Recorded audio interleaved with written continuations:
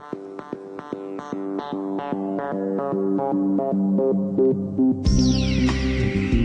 Clint, 27 years old, a designer from Pasig City, and I've been designing for almost 10 years now. As a designer, I think it's our responsibility to make things better, which means pwede nating pagandahin yung isang normal-looking object dahil mas malawak yung vision natin than average or say normal person. I also have a motto of no waste. Wala akong sinasayang na bagay. Kahit mga scraps, everyday items, I try to make them useful pa rin and functional.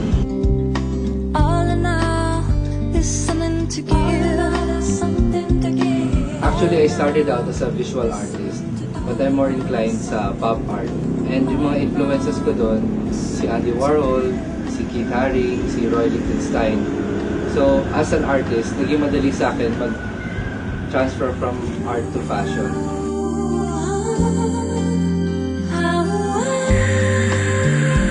Yung influences ko, si Jean-Paul Gaultier, yung mga medyo weird na designs niya, si Yohji Yamamoto, kasi multidisciplinary artist din. Si Issey Miyake, kasi very cutting edge, tsaka avant-garde yung mga designs niya.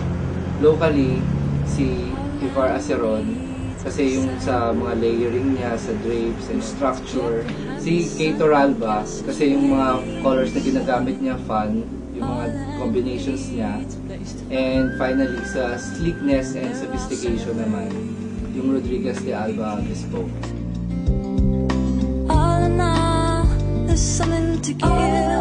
1999 to be exact, I started out Worms, yung line ko, which means wearing one really makes sense. Most of my clients na naman sa akin, mga costumes, and then mga bags, kasi nakikita nila yung mga designs ko na medyo weird, medyo outlandish.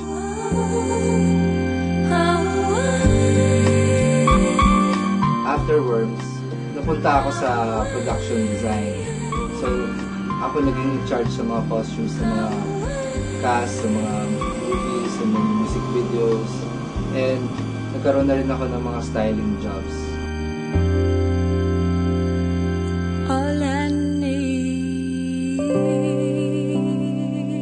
So after production designing and styling, na-combine ko rin yun with my work sa Cubicle Art Gallery, wherein I do curating jobs.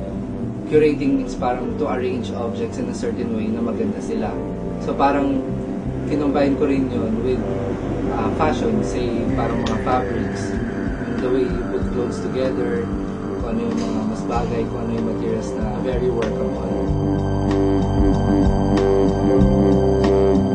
Sa gallery naman, in which na dito na rin ako nagstay for almost 5 years, located sa very busy streets ng Pasig. So maraming dumadaan mga sasakyan, mga maingay ng motorcycles, mga jeep, yung dynamics ng sound, yung visual, lahat yun nagmamanifest sa mga designs na ginagawa ko, which is considered ng iba more on street designs.